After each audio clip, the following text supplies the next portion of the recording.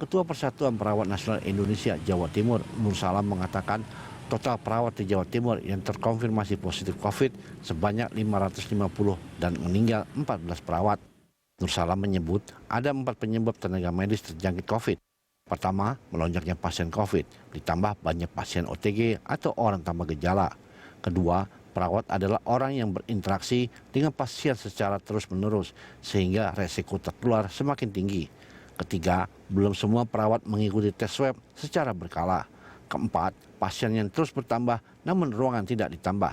Dan kelima, model 3T belum berjalan dengan baik. Hal yang sama juga terjadi di Solo, Jawa Tengah.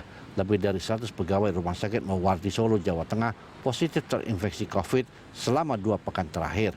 Selain dokter dan tenaga medis, staf, direksi, hingga bagian administrasi rumah sakit juga turut terinfeksi. Direktur RSDM Solo, Cahyono Hadi mengatakan mereka diketahui positif COVID setelah rumah sakit melakukan kontak tracing terhadap sekitar 2.000 karyawan. Kontak tracing besar-besaran itu dilakukan setelah 25 mahasiswa program pendidikan dokter spesialis Universitas 11 Maret yang tengah menjalani presidensi di RSDM positif corona. RSDM kemudian melakukan tes PCR terhadap dokter, perawat, tenaga medis, hingga karyawan yang kontak fisik dengan para residen itu. Kemudian RSDM melakukan tes swab dengan metode PCR terhadap semua karyawannya. Dan hasilnya ratusan tenaga medis positif COVID-19. Tim Liputan, Berita 1. Lagi ratusan tenaga medis positif COVID-19. Itulah tema dialog kita di Morning Talks pagi hari ini. Bagaimana para tenaga medis terpapar COVID-19? Apakah karena semakin banyaknya pasien yang terpapar? Untuk membahasnya kita terhubung dengan Ketua Umum Persatuan Perawat Nasional Indonesia, Harif Fadilah. Selamat pagi Pak Harif. Selamat pagi Mas. Terima kasih sudah bergabung bersama kami di pagi hari ini Pak Harif. Dan kami juga mengundang Anda pemirsa untuk berinteraksi melalui sambungan telepon yang nanti akan ada di layar televisi Anda. Pak Harif, langsung saja ini apa penyebabnya kok perawat bisa bertambah yang terkena COVID-19? Bahkan jumlahnya ini dalam 2 pekan terakhir kalau menurut informasi yang kami dapat ini sudah mencapai ratusan orang. Betul sekali. Ya, saya kira bisnis yang mendalam belum kita lakukan untuk cari utamanya. Ya, kita sedang kerjasama dengan WHO melakukan kajian analisis penyebab meningkatnya tenaga kesehatan.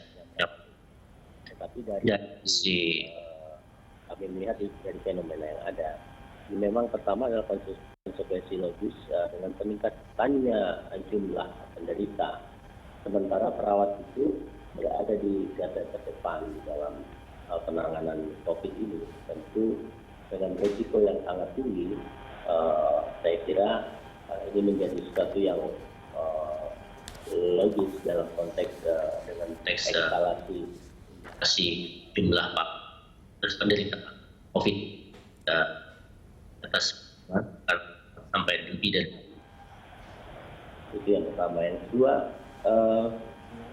juga saya melihat banyaknya sekarang ini orang positif COVID tanpa gejala atau OTG yang mungkin orang lain tidak sadar bahwa dia adalah COVID gitu, sehingga mengurangi kewaspadaan dengan berinteraksi seperti biasa, tidak menggunakan protokol kesehatan. Ya, mungkin saja para tenaga kesehatan ini bukan dapat paparan dari tempat bekerja di rumah sakit, misalnya di transportasi umum, ya, kemudian di lingkungan rumah sekitarnya. Nah, yang ketiga mungkin saja dalam konteks ini karena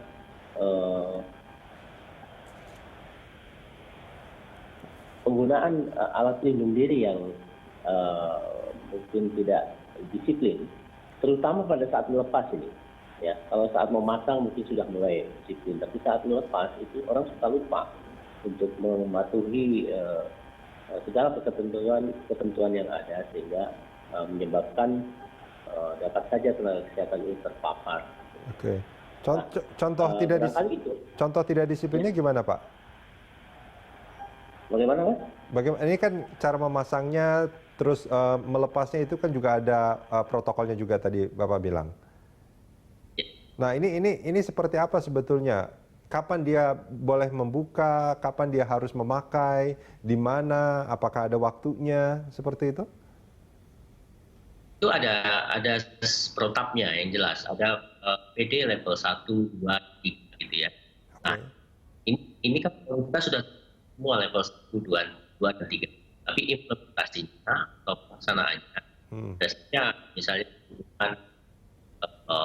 daftar khususnya swasta itu masih APD-nya masih terbatas ya. Kalau tempat rujukan rumah sakit rujukan rasanya sudah terpenuhi ya.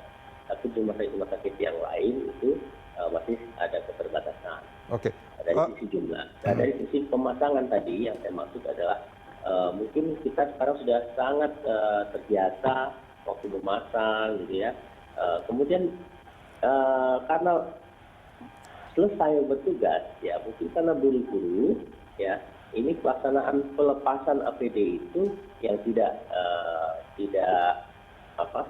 konsekuen, sehingga pada saat melepas barangkali tersentuh bagian-bagian yang terpapar gitu. Nah, pada saat melepas pun ada SOP yang khusus untuk kita bisa terhindar dari situ. Nah, ini baru dugaan-dugaan yang kami coba diskusikan dengan berbagai teman-teman kami di lapangan. Kalau kita bicara dugaan, ini boleh saya sebut hipotesis ya? Iya. Hipotesis itu kan mestinya juga ada landasannya. Artinya memang ada barangkali mungkin 1-2 peristiwa yang memang seperti itu. Begitu nggak kira-kira? Iya, dari diskusi kami seperti itu. 1-2 seperti itu. Ya. Right. Nah, kita lihat juga kasus perawat-perawat yang meninggal ini juga kan tidak banyak juga di dalam memberikan pelayanan misalnya di isolasi, di ICU, di UGD. Nah, tetapi banyak juga perawat-perawat yang di ruang rawat biasa, di puskesmas, ya, dan bahkan ada dosen gitu, dosen perawat. Nah, jadi menurut kami juga ini asumsi yang mendasari berbagai hipotesis tadi. Kalau misalnya kita tahulah kalau ini karena satu-satunya terkait paparan dengan tugas misalnya gitu ya, mungkin yang paling banyak itu UGD, ICU, ruang isolasi, itu paling banyak. Tapi kalau yang wafat ini sebarannya sangat bervariasi gitu. Pak Harif, ini kalau kita bicara soal perawat, apakah perawat yang merawat pasien COVID-19 ini semuanya itu dalam tanda kutip istilahnya diisolasi di satu tempat, atau mereka sebetulnya masih mobile, mungkin setelah selesai tugas mereka pulang ke rumahnya masing-masing? Ya, itu salah satunya, Mas. Ya, makanya saya bilang tadi bisa ditransportasi dan atau di lingkungan rumahnya. Karena mereka sekarang ini sudah mulai berkurang fasilitas yang disediakan oleh beberapa pemerintah ataupun pemerintah daerah. Fasilitas seperti apa yang kurang? Halo? Ya, fasilitas seperti apa yang kurang? Pada awal-awal itu kan disediakan penginapan atau hotel atau rumah singgah untuk mereka pulang beristirahat. Tapi sekarang beberapa sudah tidak diberikan lagi, sehingga mereka harus pulang.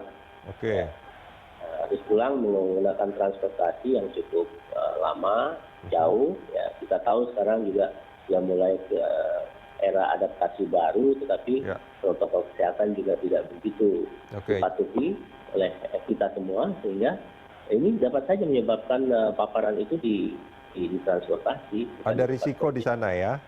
Iya, ada risiko di sana. Ya. Nah, ini alasan pemerintah tidak menyediakan lagi rumah singgah atau penginapan itu, apakah juga disampaikan ke perawat? Belum. Kita belum tahu kenapa tidak disediakan, tapi yang jelas ada laporan bahwa hotel sudah tidak digunakan lagi, tidak dipakai lagi, kami sudah pulang ke rumah Pak, katanya begitu ya. Nah, jadi tidak ada penjelasan ya? Barangkali berhubungan dengan adanya new normal atau adaptasi kehidupan baru tersebut mungkin ya. Diharapkan di transportasi, di lingkungan orang sudah melakukan protokol kesehatan, tapi nyatanya tidak begitu. Mudah-mudahan karena nggak ada anggaran ya Pak ya. Karena kalau misalkan alasannya itu karena new normal, Itu kan anggapannya bahwa pandemi COVID-19 ini sekarang sudah mulai terkendali gitu. Padahal sebetulnya kalau kita melihat dari jumlahnya terus bertambah dan sangat signifikan. Oke, Iya, pendapat saya, Mas. Jadi kalau dia terkendali, belum terkendali ini. ya. Makanya ketika para perawat atau tenaga medis itu yang tadinya ditaruh di rumah singgah, diinapkan di satu tempat yang memang dalam tanda kutip dia terisolasi dari masyarakat, justru itu kan sebetulnya membantu mereka untuk tetap sehat. Begitu nggak kira-kira niatannya Pak Arief? Ya, saya kira kita punya prinsip yang sama bahwa perawat atau tenaga kesehatan yang sehatlah yang dapat melayani pasien ya. Oke. Karena kalau dia terpapar maka dia akan menjadi sumber penularan bagi yang lain ya. Bagi Oke. teman sejawat. Apakah itu juga yang terjadi saat ini, Pak Arief?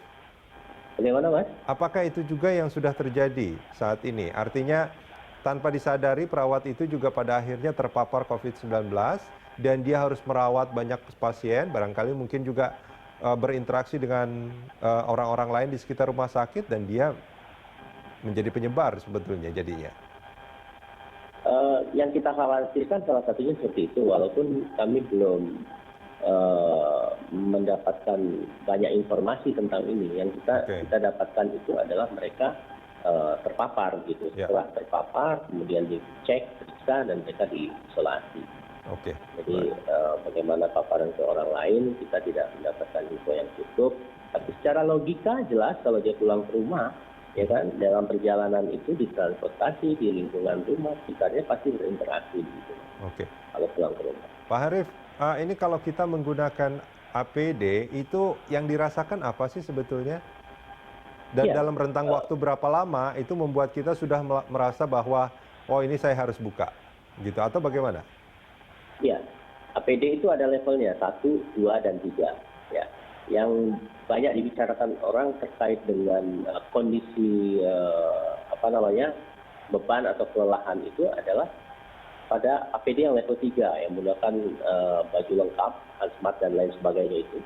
Nah, ini biasanya kita punya prosedur itu paling lama 3 jam atau 3 jam setengah itu. Kita menggunakan itu. Setelah itu harus dilepas. Dan selama 3 jam setengah itu kita tidak boleh makan, minum, buang air, ya harus kita tahan dan tidak boleh melakukan itu. Kalau terpaksa memang harus buang air, kita harus keluar dari ruangan itu dan harus melepas, sehingga harus mengganti baju lagi yang baru. Itu. Nah selama mereka 3 jam setengah itu memang ya banyak sekali hal-hal yang dirasakan. Tetapi sampai hari ini teman-teman kami tetap melakukan itu dengan semangat. Artinya gini Pak Arief, apakah memang selama ini para tenaga medis dan termasuk perawat di sana, itu ketika menggunakan alat pelindung diri yang level 3 itu, selama ini juga dilakukan sesuai dengan waktu yang sesuainya 3,5 jam tadi? Atau sebetulnya karena beban tugas yang begitu banyak, mereka ada yang sampai melebihi jam yang sudah ditentukan itu. Sehingga pada akhirnya mungkin mereka merasa sudah terlalu mungkin tidak nyaman, akhirnya membukanya pun sudah tidak mengikuti protokol lagi. Ya, salah satu yang kita diskusikan itu pada saat membuka karena ingin cepat-cepat selesai ya kan, cepat-cepat selesai sehingga protokolnya terlewatkan. Itu salah satu diskusi kita dengan beberapa teman di lapangan untuk yang level 3. Tapi level 1, level 2 itu kan masih terbuka, tidak menggunakan hazmat. Ini yang dapat saja kontak bila kita tidak disiplin, bisa saja kontak dengan OTG orang tanpa gejala gitu, atau sekarang apa istilahnya terkonfirmasi gitu ya. Baik. Tanpa gejala. Pak Arief, kita jeda sebentar. Kita akan lanjutkan ini di segmen berikut pemirsa. Jangan kemana-mana. Morning Talks masih akan kembali usai jeda.